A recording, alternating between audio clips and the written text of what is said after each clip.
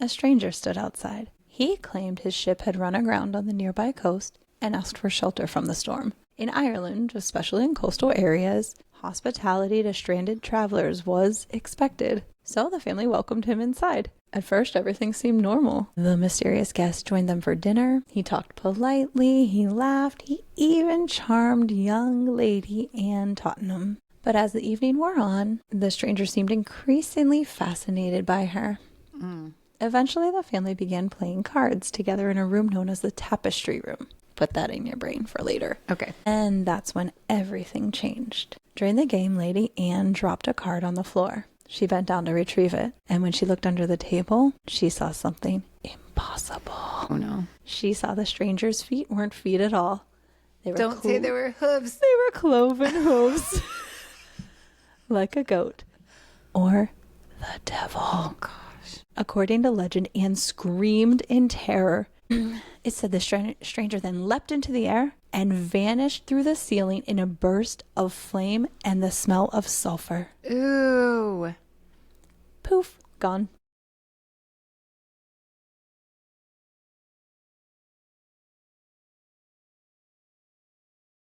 Welcome to this episode of the You Two Scare Me podcast. We're your hosts. I'm Andy. And I'm Felice, and we are coming to you from Key West, Florida. Patreon plug time.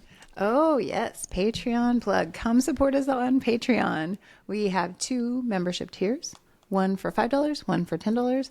Both get you perks and include shout outs.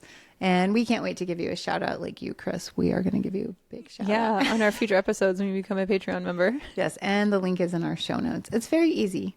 Also, if you are unsure about the technologies or don't know where show notes are, you can also go to patreon.com and look us up in the search bar. Just search for the You Two Scare Me podcast. Yes.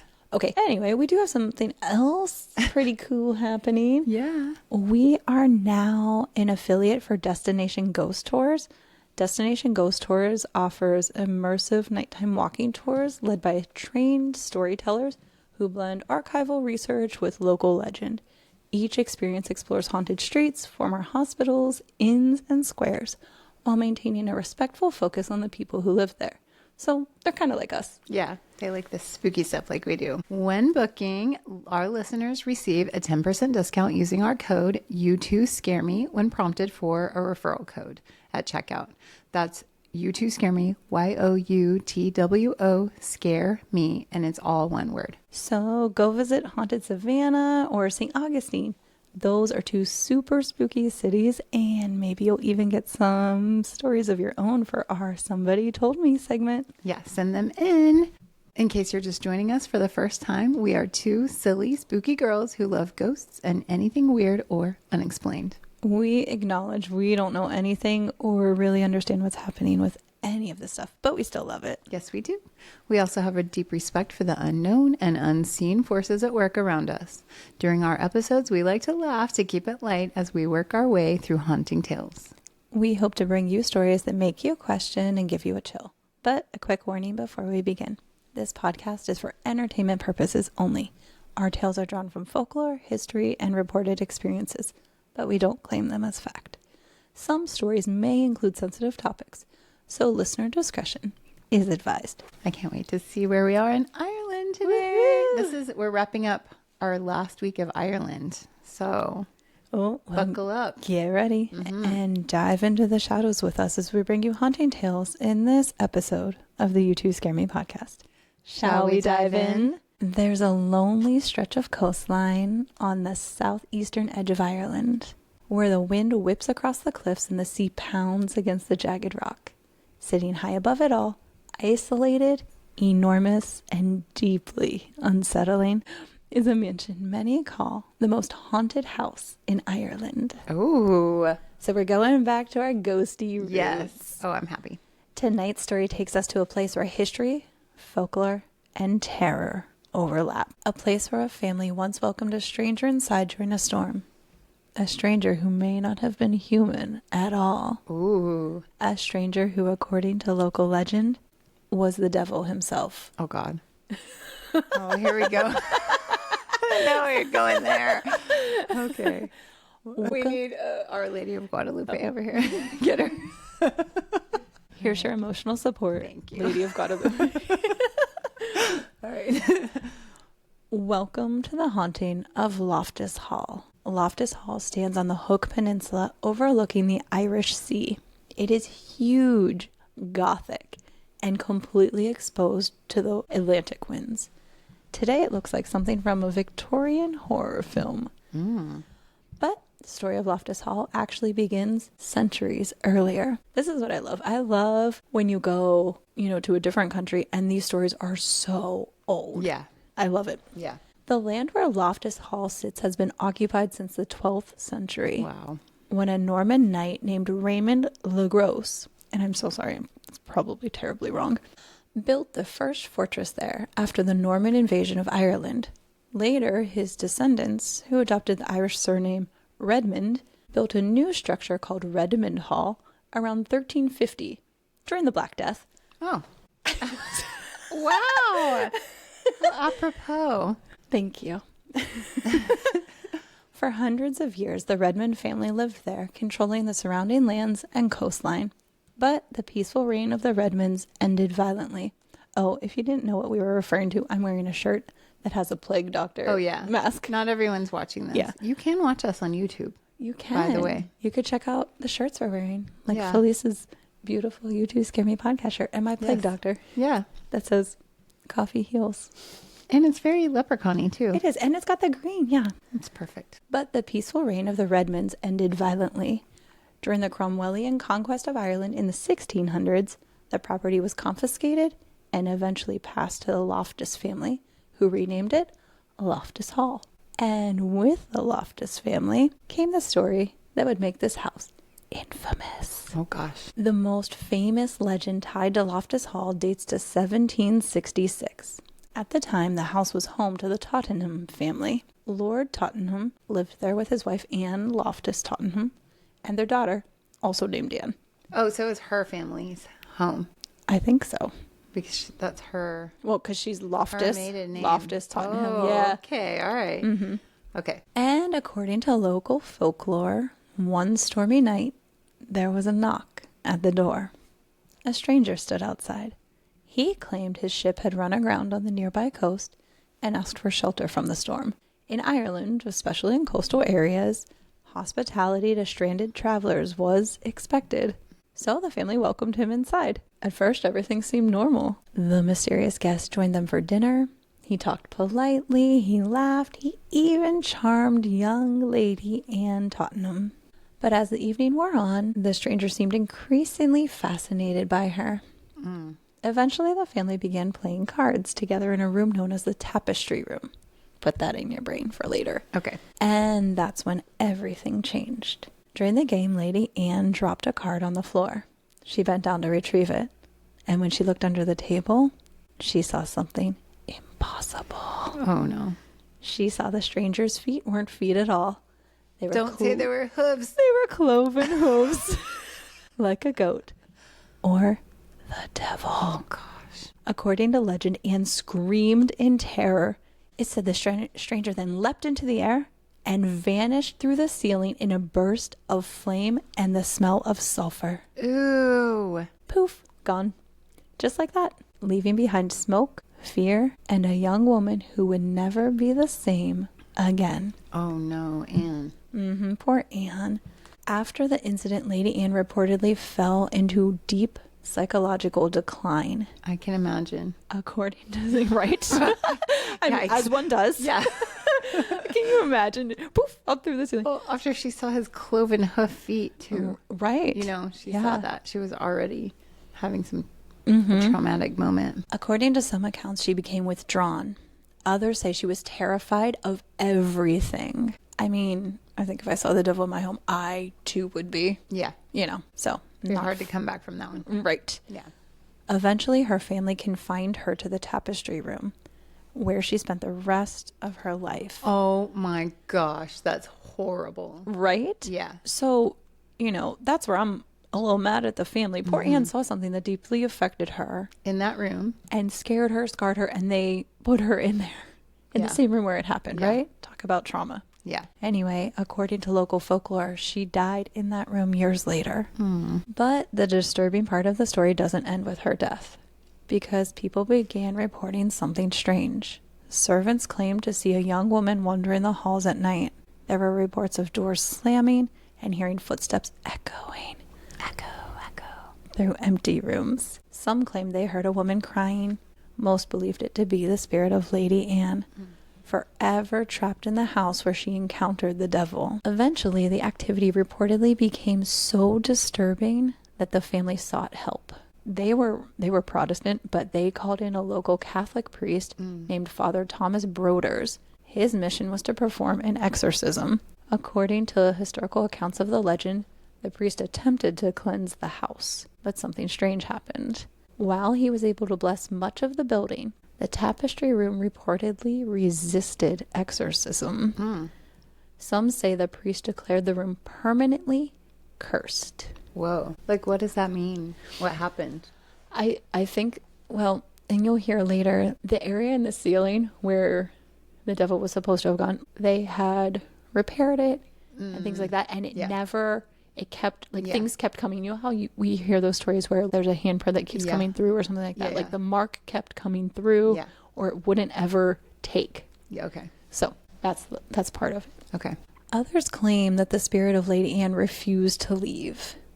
Either way, the hauntings continued. Centuries later, the building that we see today was constructed. So remember, that incident happened in 1766. So in the 1870s, the fourth Marquess of Ely completely rebuilt Loftus Hall into a massive Victorian mansion. So that's what you see Today. now. Okay. The renovations were extravagant. Legend says that they were designed that way in preparation for a visit from Queen Victoria. Ooh. But there's a twist. The Queen never came. Oh. This is giving me Bridgerton vibes if man. you're watching the new season. And the expensive renovations left the family nearly bankrupt. Soon after, the Loftus family lost control of the property. After that, the house passed through several owners, but none of them stayed long. So remember that priest said it was cursed. Yeah. In 1917, the house was purchased by the Sisters of Providence, a Catholic religious order. They turned the enormous mansion into a convent and school for girls considering religious life. So imagine being there, right? You're in a giant mansion. Yeah. The wind is howling. Yeah. There's all these hallways and things. And then there's this rumor of the devil's visit. Yeah. And you're, preparing for the holy life. Yeah. Can you imagine how scary that's that a lot would be? going on. Right? So some of those students later recalled strange experiences. They reported hearing footsteps at night and feeling cold spots. They said doors opened by themselves. But the nuns rarely discussed the stories publicly. They're like, oh my gosh, Keep it on lock. don't say anything. Don't go in that room. They're like, we have a vow of silence. Right? They're just like shoving it down deep, Yes. So eventually the Order of the Sisters of Providence left. Like, they finally were like, enough is enough. Yeah. And Loftus Hall changed hands yet again. In the 1980s, the house was transformed into a hotel. Guests from around the world came to stay there. And that's when the modern paranormal accounts began. Oh. Visitors claimed they experienced witnessing doors slamming and hearing disembodied footsteps. Others reported seeing strange shadows moving through empty rooms and even seeing full apparitions in the hallway. It's said the activity was so much, some guests refused to stay the night. Oh. Others came specifically to experience the haunting. Our kind of people. Yeah. Yeah. So by this point, Loftus Hall had developed a reputation as Ireland's most haunted house. Okay. In the 2010s, the mansion reopened to the public for haunted tours. Visitors walked through dark corridors while guides retold the story of the devil's visit. Oh my gosh. But not a hotel. It's just like a At that historical time, site. At that time, in the 2010s, they were just doing tours and like hosting investigations and things like that. Yeah. So they were leaning into that. And then I did read something that said that they did have a haunted house there, like a Halloween haunted house kind of situation going on. Yeah. Paranormal investigators began exploring the property. Some investigators reported strange phenomena. They too reported experiencing cold spots and hearing unexplained noises. Others reported sudden feelings of dread. Even experienced investigators said the house felt charged. The Tapestry room, where Anne Tottenham lived out her final days, is said to be the most haunted space in the house. Go figure, right? So when the lady, I forgot her name, that redid it, getting ready for Victoria, they didn't tear the house down. They just renovated the whole house. So they renovated, and so they added a whole lot on. And I kind of found two different things. Some said that they just rebuilt, and others said, it's built on top of the original property. Okay. So, you know. But the area where the Tapestry room is still there? Apparently. Okay. In some manner. So I'm not sure if it's like the original Tapestry room where poof through the ceiling, or if it's just, this is the space. This is the space, or maybe by now they've like redone it too. Yeah, they're like, this is right. This is what it would have looked like in Lady Anne's time or whatever. This part that I found makes me think that at least part of the original structure is there, because they say that in the Tapestry room, visitors have reported doors slamming, seeing bed sheets moving on their own, and feeling pressure in their chests. Oh gosh. Others even claim to see Anne sitting by the window staring out at the sea. So that makes me think there's got to be at least some of that original. Yeah, poor Anne. Oh my gosh. Right? Other parts of the house are also spooky. On the grand staircase, and so this staircase is one of those where it's like the central thing, and then the sides go opposite each other, That's I don't know what that's called, but people claim to hear footsteps echoing. Echo. Without source. Some even report seeing a figure on the stairs. In the dining hall, people report feeling watched and like they are not alone. In the chapel, people often experience sudden headaches and waves of nausea. So I don't know what that is. I know. I'm like, uh-oh. It said some visitors even faint when crossing the threshold of the house, and children cry before entering. Oh, gosh. Yeah, I feel like it's got some really bad juju, you know? Photographs sometimes captured figures in the windows when no one was inside. Others report feeling changed after visiting. Ooh. And like they say like you feel changed and different for like an extended period of time. You've been deeply really affected. Affects you. Wow. Some of the most interesting accounts come from visitors themselves. One visitor described wandering near the abandoned sections of the property after a Halloween tour. They wrote, "I saw a black figure disappear behind a collapsing wall. It was abnormally tall." And I read more of it, and it said, they were like poking their head around, trying to figure out, and they couldn't see anything. Oh, wow. The witness said they ran immediately and still couldn't explain what they saw. A Reddit user named Barbie91 said this, quote, "Went there a few years ago with my sister on a tour. Was standing back to a wall with only my sister to my left, who was a step or two in front of me. Anywho, long story short, someone fingered my bun." What? Like she had a bun, and it felt like somebody was like touching with her hair. Oh. Okay. Oh my gosh, Felice. I don't know if it was something else in Ireland. They use a different word. Okay. Wow. All right. Keep going. I too am changed after this episode. Okay, keep going. Another Reddit user, Messy Poppy, wrote this. "Went when they first opened with some family from abroad and a 5-year-old who didn't know what was happening and didn't really speak English.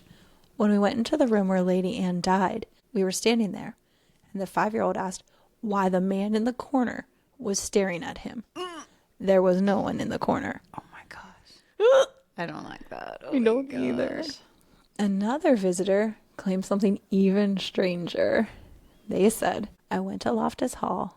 The cross around my neck hung upside down in the room where they played cards with the devil. A friend of mine in my group was scratched. I also felt a presence in the room where Anne was confined. I walked to where it was strongest, and it was at a rocking chair.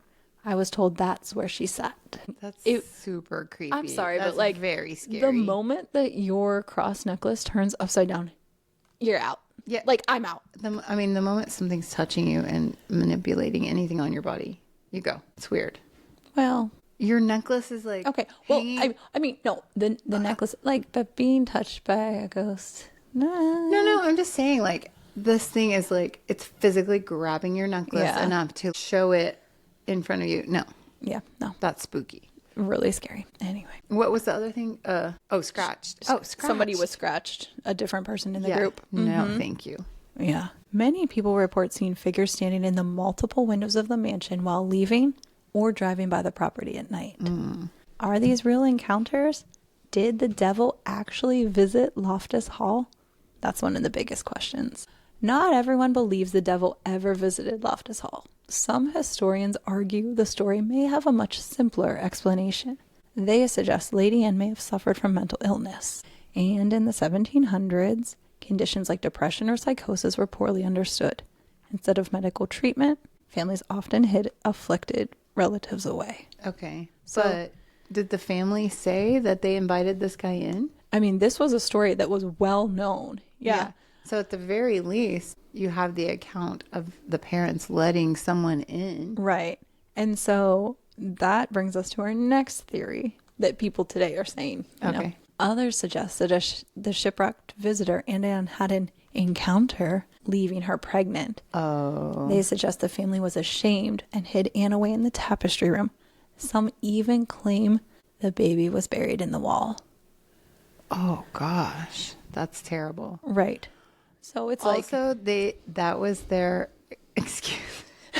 they came up with this whole Centuries long story now about the devil disappearing into the Right. ceiling I to don't hide know. her pregnancy. That is extreme. I mean, Really, like, wow, you got to really think about, let's go with that theory for a second. You have to think about how taboo it was to have a baby out of wedlock at that time. It was so terrible that the better, Option. the better option, the better story is the devil. the devil came to visit and then he had hooved feet and then he disappeared through the ceiling. The ceiling. And now we're haunted forever. Yeah. You know what I mean? Yeah. I mean, which it was pretty bad, I guess, to get pregnant back then if you didn't have a husband. But Right. Whoa. So that's just a theory that people float as, because they're like, It makes sense. right. So, skeptics argue that over time the story may have evolved into something that was more spooky and supernatural. The devil may have been a way to explain behavior people didn't understand or undesired occurrence. Still, even skeptics have to admit that something strange is happening in that house. The legend has persisted for over 250 years. Yeah, there's something to it. And some say the area of the ceiling has never been quite right. Ooh. Today, Loftus Hall remains one of the most famous haunted locations in Ireland. It has appeared on paranormal TV shows like Ghost Adventures, Most Haunted, and Celebrity Ghost Hunt. It's such a spooky place, filmmakers even use the mansion as a location for the gothic horror movie The Lodgers. Oh. So if you watch it, you can see within the house. In 2011, the 22-bedroom mansion was sold to Paddy McKillian Jr. After sinking millions of euros into it, Paddy abandoned his plans for a luxury hotel. It's reported that the contractors hired to work on the house would leave unexpectedly after experiencing a variety of unexplained phenomena. Oh. In November 2025, Loftus Hall was purchased for €3 million by investor Patrick McDermott. McDermott plans to convert the 28,568 square foot house into a luxe 22-bed hotel with dining rooms, guest lounges, a micro distillery, natural swimming pools, and an outdoor spa area. Oh. He also plans to rebrand it as Loftus Estate. I guess we'll see how far his plans go. Yeah. And if the spirits are on board with his rebranding. Yeah. If it works out, we should go. I know, right? Like, let's go. We have to go to these outdoor spa and the micro distillery. Oh my gosh, yeah. Despite renovations and ownership changes, the legend refuses to die. Was the stranger truly the devil? Did Lady Anne really encounter something supernatural? Or was it simply a tragic story transformed by centuries of folklore? We may never know, but one thing is certain. When the wind howls across the cliffs of the Hook Peninsula and the moon rises over the Irish Sea, Loftus Hall still stands there, an imposing figure on the cliff, waiting, watching, holding on to its secrets. Maybe the devil never left. Ooh, that's so spooky. I love it, man. That is so spooky. I know, right? Whoa. This place is hella spooky. Yeah. Like, I mean, everything about it. On the cliff, the sea, you know? Yeah. Yeah. And then it has all this land around. Acres and acres and acres of land belong to the estate. Yeah. So it's, you know, just by itself. But it's it all is out there. gigantic. It's so scary. Oh my gosh. Dude, I want to go there. I wonder if Aaron Sagers is going there on his Ireland trip this summer. Well, so it was just purchased in November. Oh, so it's probably So not I don't open think that to this the is public. rocking yet. But Yeah. I'm really hoping that, I hope Mr. McDermott, Mr. McDermott. you know, gets to move on, and then that can be one of our road trip places. That's one heck of a road trip. That would be so cool. Yes. Oh my gosh, thanks for sharing that. Yeah. Are you ready for Somebody Told Me? I'm so ready. Okay, we're going to take a turn. Okay, just get ready. Okay, someone sent me this on social media. So they DM'd me this story. You too can DM us a story on social media, or you can email us. This says, this will probably be long. Oh, okay. Ready. My family is LDS, so Mormon. My husband and I are both ex-Mormons, and we live in Arizona for context. All of that will be important to the story. Got it. My husband and I went out with his brother's wife, and a mutual friend. We did some hunting and shooting in an area out by Tohono O'odham Reservation. I might be saying that wrong. I apologize. But it's on the border of Mexico and Arizona. The area is pretty sketchy because the cartels in the past have run a lot of drugs and other sorts of trafficking through there, so we try to stay alert. But otherwise, there isn't typically a soul out there. So it's very, you know, I'm isolated. already scared. Get ready. You're going to get scared. There might be, you might see a border patrol helicopter or something, but that's it. Anyway, it gets dark and we decide to head home. We're in the middle of absolutely nowhere. It's rugged terrain and you really can't traverse it without a 4x4. No towns nearby. We're bumping along. It's absolutely pitch black out there except for our lights on this off-road trail. All of a sudden, out of the bushes in front of us comes a guy. My husband slams on the brakes, and once the dust settles, we see it's a guy in one of those short-sleeve, white-collared shirts that Mormon missionaries wear. Okay. Got it. Black pants, black dress shoes, a dorky tie, and he's dragging a rolling suitcase behind him. He came out of the bushes? Yeah. Okay. Super clean cut, average 19-ish year old white guy. And we're like, WTF is this guy doing out here? Valid question. Right. In the middle of nowhere. So my husband rolls down the window, asks him if he's okay, and he seems surprised that we're even asking, even though he's in one of the most rural areas in the continental U.S., alone with a suitcase, dressed bizarrely. He says he's fine, but wants to ask us for a ride. At this point, we think maybe he's a lost missionary or separated from someone. But again, this is a sketchy area. So my husband is like, okay, well, where do you want to go? And he says, I'm headed to a party on the res. Can you give me a lift? Which is weird for a lot of reasons. There's only one real town on this reservation, and it's quiet and mostly old people. While we are fairly close to the res in a sense, there's a whole mountain range between us and there. So we'd have to go backtrack all the way north to 3 Points and then back to Sells. Those are other towns. Okay.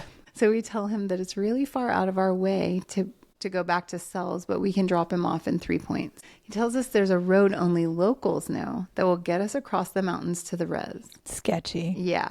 But the area that we'd end up in, nobody lives out there. So we were super confused. So also, like, he wants to go to a party, but he's dressed as a missionary. That's Right. weird. And he's like, oh no, take this road that nobody know. Only the locals know. But they live out there, right? Yeah. Also, we were 99% sure that there were no roads because we're very serious off-roaders, campers, hikers with multiple systems that we use for off-road mapping. Nothing was coming up on the map. So they know the area well. Yeah. And he's trying to tell them about some secret through road through the mountainside, right? There's several red flags here. Oh, yeah. My husband repeats the offer to have him climb in the bed of our truck and we would take him to 3 Points. The guy laughs and shakes his head. He walks around our cars back up the way we had come from the road. I'm telling you, when he walked past my window, every single hair on my body stood on end and his eyes looked pitch black. Oh my gosh. I'm so scared. I have chills. So we kept driving pretty slowly for, 30 seconds, but my brother-in-law started feeling guilty.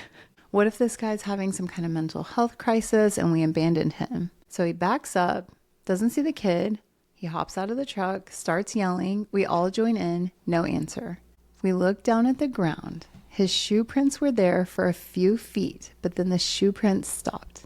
The steps continued on, but they were huge, fresh paw prints. We booked it out of there. So I'm going to stop right here and tell you the writer says that shapeshifters in this area famously have beef with Mormons.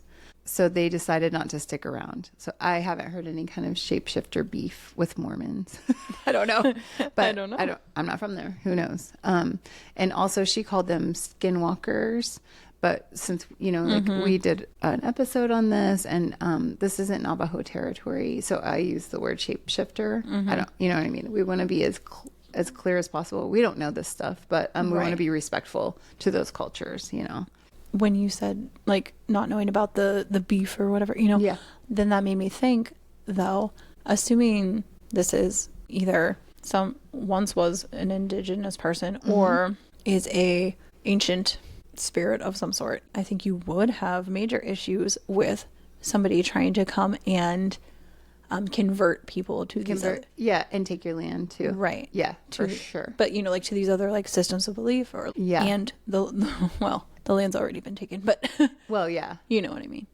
But they were pioneers and frontiersmen in the past. Yes, in the past, yeah, like the Mormon people. So there could I didn't look into that at all, but there could be some documented. Yeah, Yeah, for sure. I really don't know. But Okay, anyway, sorry. Isn't that spooky? That's it. That's the story. Oh my They look down, the feet prints turn into paw prints, and then that's it. Like when you first started talking, I was like, okay, I thought this was the direction it was going, but then the black eyes, I was like, wait, is this a black eyed kid? Like what's I thought that too. Yeah. And then I was like, oh my gosh, I didn't know which way it was gonna go. Yeah. Oh my And it gosh. makes you wonder, like, what was the point? What was he trying to get out of them? Well, Yeah. I mean, I'm more inclined to think it was a shapeshifter of some sort, right? I mean, especially with the footprint evidence that they saw, right? Yeah. But if you remember, like at least in my research, a lot of it is fear. It's creating that fear. It's and then with a darker intent, ultimately. But whoa. Yeah, pretty freaky, right? Can you imagine how freaking scared you would be out in the middle of nowhere? Yeah. And then also that, when he walked past and she had that sort of primal fear. Mm-hmm.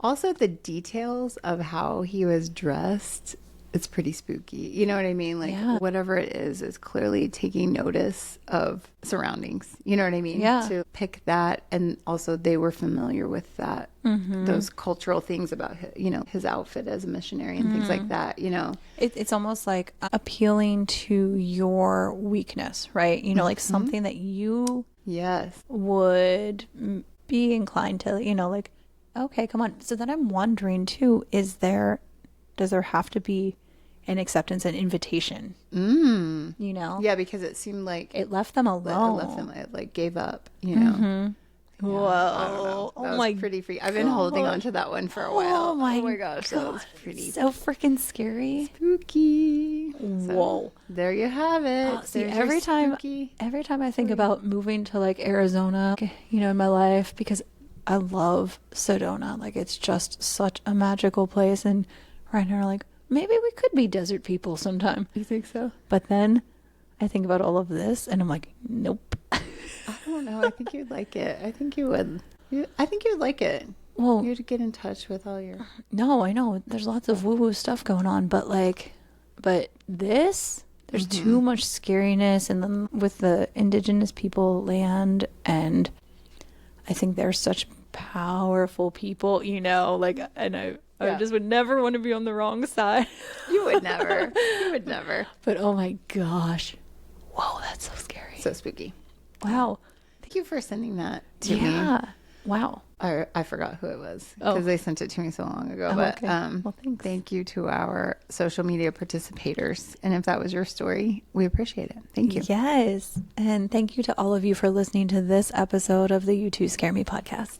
Listeners, you can help support us by telling your friends and family about our podcast. Please share the You Two Scare Me podcast with everyone you know.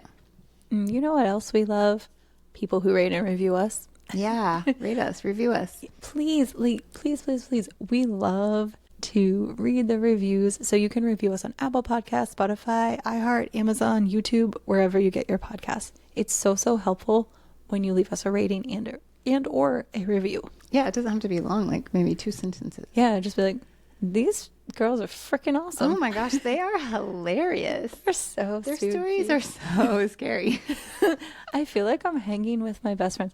Yeah. Just if you want some talking points, those are some suggestions. If you need any more pointers, just let us know. Yeah, send us a DM. It's fine. Come check out our website for You Two Scare Me merch. We have things like mugs, stickers, and shirts. We also have episode notes, photos, and more. Don't forget to follow us on social media. Find us on Instagram at You2ScareMe_podcast. You can follow us on TikTok. Just search You Two Scare Me podcast, no spaces.